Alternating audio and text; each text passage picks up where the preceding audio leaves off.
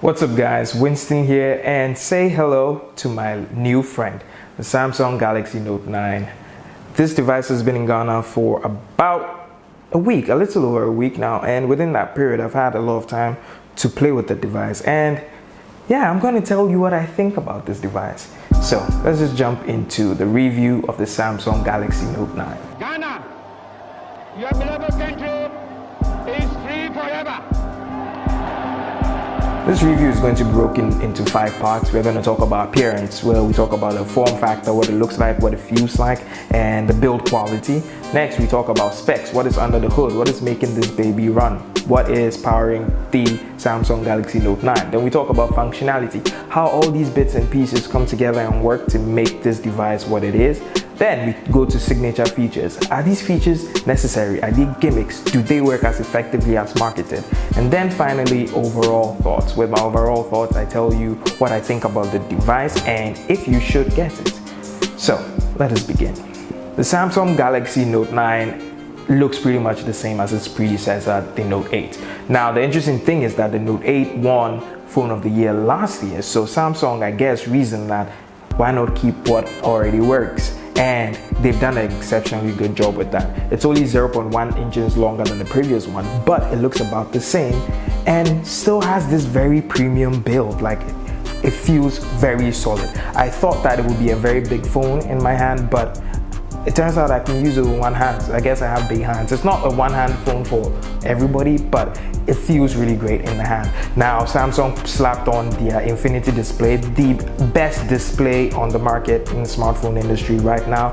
And this with the Corning Gorilla Glass 5 all over is really cool. The only problem I have with that is it tends to get a lot fingerprinty, so I probably have to wipe it most of the time. Yeah, but apart from that, the device looks great. We have the micro SD or the SIM tray up here. Then we have a front-facing speaker right here, tuned by AKG. These speakers are done by AKG, and if you've used AKG earphones, you know that that's some good quality sound. At the bottom, we have the S Pen. Then we have downward speakers, USB Type-C ports, and oh, interesting, a headphone jack. You don't see those often these days. So I am currently holding the minimum version, which is 128 gigabytes of storage and 6 gigabytes of RAM. This is the minimum. The higher end one is 512 gigabytes of storage, 8 gigs of RAM. Now with the minimum one, both of them run on the Snapdragon 845 processor. That's the latest processor, so they are packing a lot of speed. Now for both devices, storage is expandable to a whole 512 gigabytes. So if you have a 512 gigabyte micro SD, you just pop it in and you have a lot more space, which means that if you have the 512 gigabytes one off the bat, you are getting over 1,000 gigabytes, which is 1 terabyte on your handheld device. Pretty interesting. I don't know how many people would use that, but I personally find that cool. I would be okay with that. Then we talk about sound. The speakers, not only are they tuned by AKG, but they're Dolby enhanced. So this is some good surround sound, good stereo sound. It's really good. The sound is really good on here. Then we talk about the cameras, which seems to be everybody's factor, the main factor for everybody when buying a device. And this comes with a dual rear cameras, both 12 megapixel, but with variable aperture. Now that's signature to Samsung, so I'll talk about it in the signature section. But this goes between 1.5 to 2.4, so it's a really great camera. 4K at 30 frames per second. We also have 1080p at 60 frames per second, and of course super slow-mo. Now this is also a cool feature for Samsung, so I'll talk about that later. Then we have the front-facing camera, 8 megapixels, very good front-facing camera, supports dual video call, so it's really up there with all the other cameras. We go on to the scanners. We have the fingerprint scanner. Now interesting, Samsung listens and they move the fingerprint scanner. It's now beneath the camera, so bye occasional smudges of the camera, so you don't need to worry about that. It's at the bottom now. So other scanners are the iris scanner, the face scanner. We have a heart rate monitor, barometer, gyrometer, a lot of other health-based scanners. So if you're looking to get healthy, it's one of the devices that can help you keep track of that momentum. And it also comes with a compass. Now this may sound interesting, but not only does it come with a compass, but it is IP68 certified, so it's waterproof all the way to 2 meters. Very, very waterproof. And of course, I can't forget the most important thing, the greatest upgrade. One of the best upgrades for this device is the battery life. Now this one has a 4000 milliampere power battery, and the previous model had a 3300 one, so this gives you far more juice. Now you don't need to worry.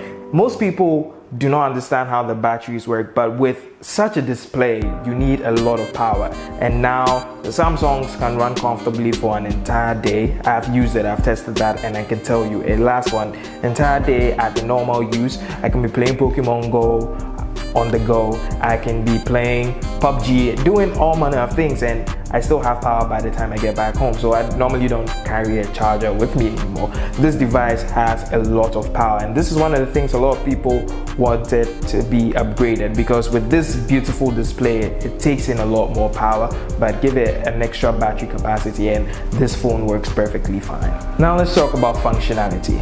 When it comes to this device and its screen, you never ever have to worry about not being able to see your screen. Even in the bright sunlight, you get to see every single detail on your device, which is really cool.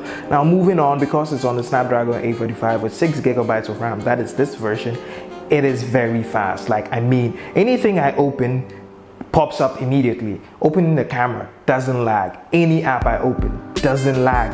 I mean, I can cycle through many apps and just go back with minimal problems. Granted, when you're playing certain games that always have to refresh, you get the whole refresh and everything, but with games that don't need to refresh that much, like Pokemon Go, I can cycle through a lot of other apps, and after 30 minutes hit the Pokemon Go app and then it goes back to exactly where I was, which is really cool. Now when it comes to sound, this device sound is amazing.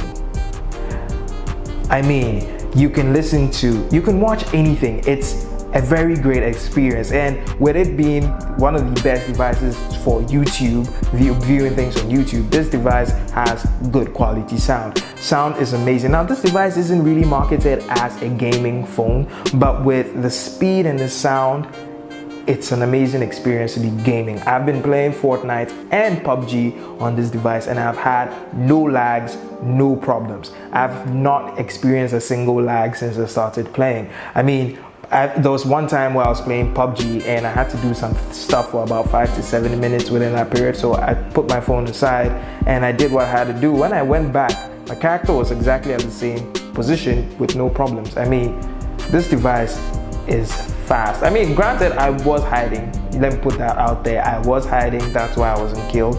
But because I wasn't killed, I could go back in. Fortnite, amazing. And with the Galaxy skin, it looks pretty good. I'm not particularly a huge fan of Fortnite, but I enjoy playing it nonetheless. The camera works exceptionally well. The camera is very good to look at. I'm not one who normally thinks about the cameras when buying a phone, because I normally prefer to use my DSLR since I'm a photographer. But after a couple of tests, the HDR for this camera is really good. Its low light tests are really good. It does a lot of great stuff. This device hasn't crashed or hasn't lagged since I got it. It's running Android Oreo, and it's been great since I started using it. I've done, I think, 1 or 2 updates already, and yeah, this device is really smooth. It's a wonderful experience to use. Now let's talk about signature features. If you're talking signature feature, the first thing you have to mention when talking about a Note is the S Pen. Now, I thought I wouldn't be comfortable using the S Pen, but it's actually very responsive and it feels just like writing on paper. Granted, for some it will take some getting used to, but it's been exceptionally good to me. I'm a type of person, when creating, I actually have to take what is in my mind and put it on paper, which means writing with a pencil most often on paper, which means when I'm going out or I have to do something, I need to carry pieces of paper or books or exercise books and stuff like that. It becomes a bit cumbersome, but with this device, it's my creative book or my scrapbook and it's my phone at the same time, and it's been a wonderful experience so far in the few days I've had it with me, and it's been quick, it's been very effective, it's been smooth, and you get to choose between whether you want to write with a marker, a pen. Also, the S Pen comes as a remote this time, so hold the button, it triggers the camera push the button once and it will take a picture. It can serve as for your presentation. Click, it swipes through your presentation. It's a very effective device. Now you're wondering, if it can do all this, how does it charge or does it require power? Yes, thanks to its low level Bluetooth connection to the phone, it does require power, but all you have to do to charge it is slide it back in, and in 30 seconds you're back to full power. So the S Pen is really great this year, very responsive and very cool to use. Aperture has value. The lower digits, the more light the camera lets in. So if you have a device with a 2.5 or 2.4 aperture, it's good. But if you have one with a 1.5 aperture, that means it will allow in more light than the 2.5. So with this phone, you get to choose between the two. No other phone has that, and I mean no other phone that is not the S9 or this device has that. It's a Samsung feature, signature features, that's what I'm talking about. So with this device in the dark, you can get a great shot. If 2.5 isn't good, I mean if 2.4 isn't good enough, you just switch to 1.5 and you're relatively better off in terms of the shooting. Finally, talking about DeX. Now when DeX came out, it was a really cool concept. I liked it, but I thought about the whole, you have to buy another thing to be able to connect it. But right now, Samsung really does listen to customers, and they shorten the entire process. All you need is a connection to the phone via its USB Type-C port. So whatever it is, so if your TV allows USB Type-C plugins, you just need your normal charger connected to your monitor or your TV, you're good to go. If it's an HDMI port, you need a USB Type-C to HDMI converter, drop it in, connect your HDMI, you're good to go. So if you are a person who normally pitches ideas and you don't want the whole trouble of carrying your laptop or carrying a lot of baggage, you just need this device. You just grab it and you go. Get up there, they're like, where's your device? You just pull up. It kind of looks clean. I mean, it's cool. It's really cool, and I've tried it several times. It's been exceptionally excellent.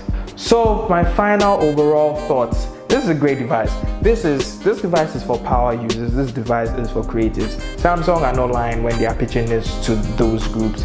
This device can help you do so much more, and it is so much more than a smartphone, as I've mentioned before. I mean, I recommend this device for creatives, people who are out there creating and always want to be able to create on the go. This is the device for you. CEOs or people who are pitching ideas all the time, this is the device for you. I mean, this is a device for anybody. Anybody can use it because you have a plethora of options, you have a plethora of features. You don't need to use all of them, but it's a great phone to use. It's amazing. Build quality is solid, and I haven't had a single problem since using it. The interesting thing is that this device actually comes with a cooling system. So yes, in the Ghanaian hot sun, you may be wondering or worrying that it will overheat. It has gotten a little warm when I left it on the dashboard in the car in the sun, but the interesting thing is that immediately after that, I was playing a game whilst it was warm and the game didn't lag, so I realized that it was just ambient temperature and the cooling system was doing its job internally. So you don't really need to worry about the heat. This is a great device. I recommend this device, and so far this is my device of the year. It really takes the cake. It checks all my boxes and it's perfect. What do you guys think? So I already talked about DeX, but I've been wondering, what if this could be your setup? What if with just your Note 9, you could do the same thing you could do with your iMac or any other device that you use? So we have the Note 9, Type-C to HDMI connection, HDMI,